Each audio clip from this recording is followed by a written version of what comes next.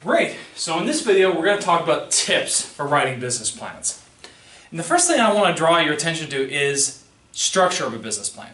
Again, as I mentioned in the previous video, there's no universal way of writing a business plan, right? Now what I'm giving you here is a pretty conventional structure. Okay? There's other forms of conventional structures too. You need to balance that fine line between being too conventional and being too outrageous and over the top. Let me explain. You know, you look at a lot of these software packages or websites, or even if you have like a small business development corporation or a small business administration that may help you with your business plans.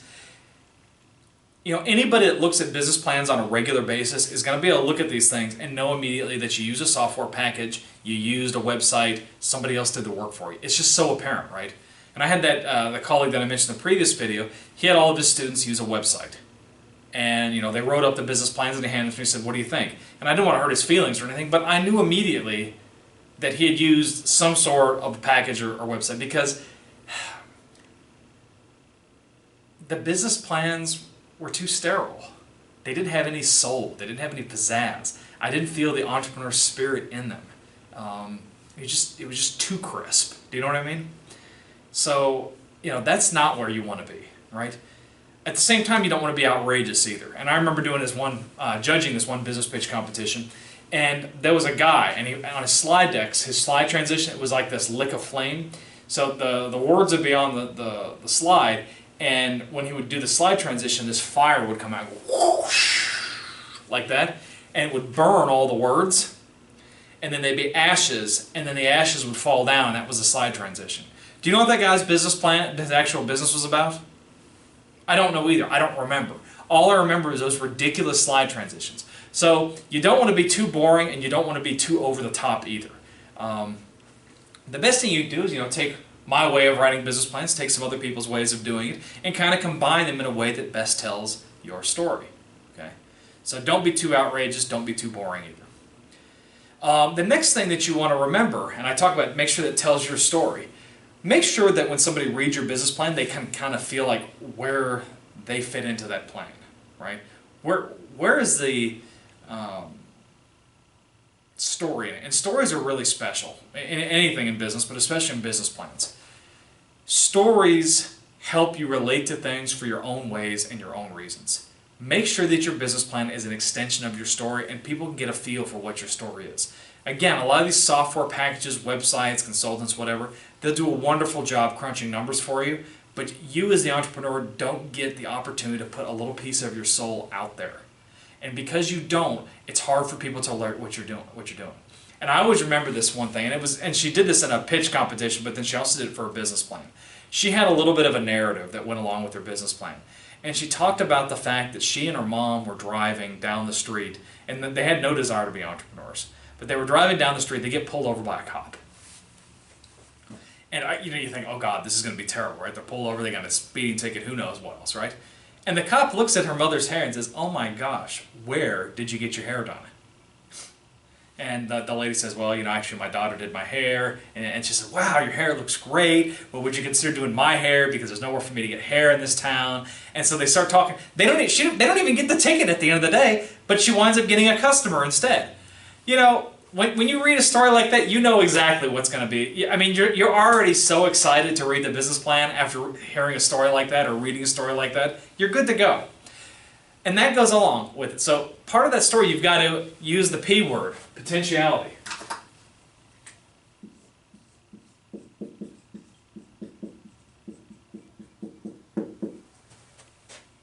Potentiality. You've got to communicate that sense of excitement. And I'm going to stomp my foot 3 times because it's important. Potentiality. 3 times a stomp. Remember that.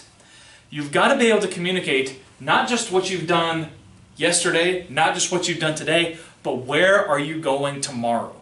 What will tomorrow bring and how will your business react to that?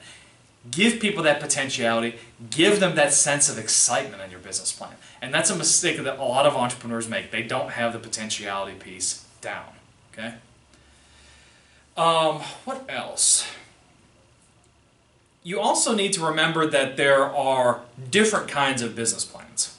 There's kind of the written on a cocktail napkin business plan, which might be called a summary business plan. You know, that's somewhere between 1 and 10 pages. You do that, for example, and there's a lot of entrepreneurs that deal with the same banks on a regular basis. When you develop a relationship with a particular financer, venture capitalist, customer, whatever, you're going to get to the point where they no longer invest in your business or the product or the idea behind that business, but they invest in you, the entrepreneur. You've developed so much trust with this particular entrepreneur that, or excuse me, you as an entrepreneur have developed so much trust with that particular financier that you're able to do like a summary business plan, and they're going to glance at it, yeah, you're good, here's the money, because they trust you, you develop that relationship. Again, about 10 pages, maybe 15, not much. We call this the cocktail napkin business plan. And then there's also the full business plan. And again, there's no magic number here either, but you know, you figure 25, maybe 35 pages would be what you include in there. But what you don't want to do in your regular business plan, your full business plan, is you don't want to have so much superfluous information that it overwhelms the reader, right? So what I tell you to do is include the stuff in a very simple, concise way, and then include appendices. If people want to know more, they can flip to the appendix. Now, where do you normally find the appendix? Well, it's usually kind of down in the lower body region where, no, it's not the organ, the appendix. It's an appendix in a document, right? So if you have appendicitis in your business plan, you've got a big problem. Maybe a bigger problem than when you do if you actually have real appendicitis. So, and yeah, I'm digressing a little bit, but don't overwhelm them. And that's one of the things that I like when I do industry analysis or market analysis, like a portfolio forces diagram or maybe a strategic group map. You can put all that information on one page. They can look at it, decide whether they want to read the appendix or not. But keep the stuff simple. Diagrams, pictures, and charts are really, really good for your business plan. Okay? And then there's also an operational business plan. Sometimes that can be 100 up to 500 pages. You see that where you are a business that performs a lot of iterations or a lot of repetitions, and think of it almost as like a collection of standard operating procedures for your particular business. You usually don't submit that to investors unless they ask for it. That's usually more for an internal audience so that people know how to do you know, different facets of the company. So the last thing that I want to leave you with under your tips for writing a business plan is that accept that your business plan is a living document. One of the worst things that an entrepreneur can do is be inflexible. You know, just by the fact that you enter a market and do something and you get some sort of reactions from customers, suppliers, banks, etc., must imply a reaction from you as well. You cannot, you know, do the same thing over and over and over and expect to be successful every time. Remember, in business like anything else, the only thing that is not moving is something that is dead. Okay? If it's not moving, it's dead. Please remember that. So don't be in a situation where you say, well, I can't do that because it's not the business plan. Well, consider adding it to the business plan. Consider deleting something else. Consider your business plan as a living document. That is so important. As your plans change, update your business plan. But make sure that a business plan is a reflection of what you're trying to do. Don't make what you're trying to do as a reflection of the business plan. Okay, I hope that makes sense. Great.